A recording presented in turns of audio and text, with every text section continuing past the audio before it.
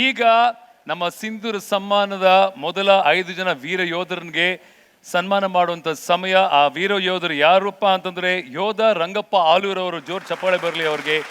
Captain MA Pranjal ಅವರು, captain Naveen Nagappa ಅವರು, ಹವಾಲ್ದಾರ್ ಕಾಶಿರಾಯ ಬಾಮನಹಳ್ಳಿ ಅವರು, ಬೆಳಗಾವಿಯ troupe commander Prakash K Patil ಅವರು. ಇವರ ಒಂದು ಪುಟ್ಟ ಪರಿಚಯ ಒಂದು AV ಮೂಲಕ ತೋರಿಸಿ ಆಮೇಲೆ ಅವರಿಗೆ ಸನ್ಮಾನ ಮಾಡುವಂಥ ಅದ್ಭುತವಾದ ಕೆಲಸ ಈ ಒಂದು ವೇದಿಕೆ ಮೇಲೆ ನಡೆಯುತ್ತೆ.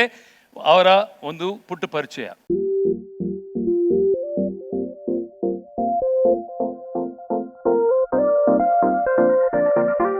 ಕಾರ್ಗಿಲ್ ವಾರ್ನಲ್ಲಿ ತೀವ್ರ ಗಾಯಗೊಂಡಿದ್ದ ರಂಗಪ್ಪ 48 ಗಂಟೆಗಳ ಕಾಲ ಮಂಜುಗಡ್ಡೆಯಲ್ಲಿ ಜೀವವನ್ನ ರಕ್ಷಿಸಿಕೊಂಡ ಕಥೆಯೂ ರೋಚಕ.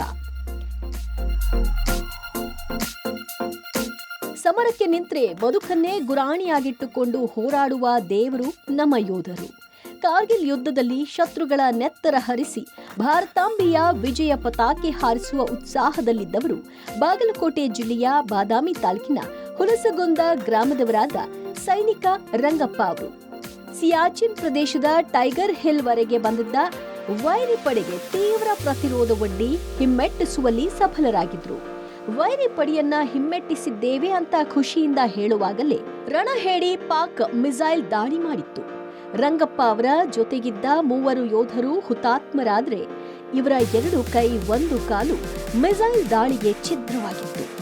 ಯಮಯಾತನೆಯ ನೋವಿನಲ್ಲಿಯೂ 48 ಗಂಟೆಗಳ ಕಾಲ ರಂಗಪ್ಪ ತಮ್ಮ ಜೀವವನ್ನ ಮಂಜುಗಡ್ಡೆಯೊಳಗೆ ಹುದುಗಿಸಿಕೊಂಡ್ರು.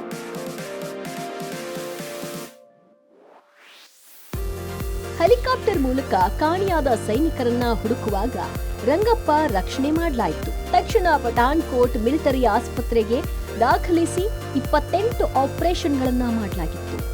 ಕಾರ್ಗಿಲ್ ಯುದ್ಧದಲ್ಲಿ ವೈರಿಗಳನ್ನ ಸದೆಬಡಿದ ಖುಷಿಯ ಮುಂದೆ ಕೈಕಾಲು ಕಳೆದುಕೊಂಡಿರೋದು ಯಾವ ಲೆಕ್ಕ? ಇದು ಭಾರತ ಮಾತೆಯ ಸಮರ್ಪಣೆ ಅಂತ ತನ್ನ ನೋವನ್ನ ಲೆಕ್ಕಿಸದೆ ಮಾತನಾಡುವಾಗ ದೇಶಭಕ್ತಿಯ ಕಿಚ್ಚು ಮೈ ನೆವರೇಳಿಸುತ್ತೆ.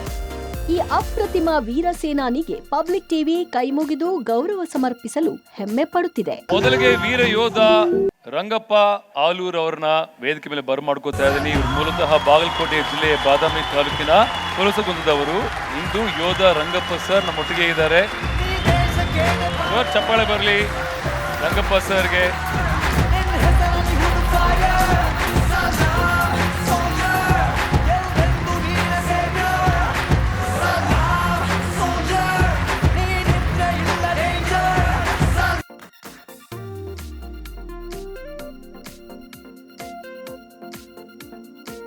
ಟಿವಿ ಕಡೆಯಿಂದ 1 ಲಕ್ಷದ ಚೆಕ್.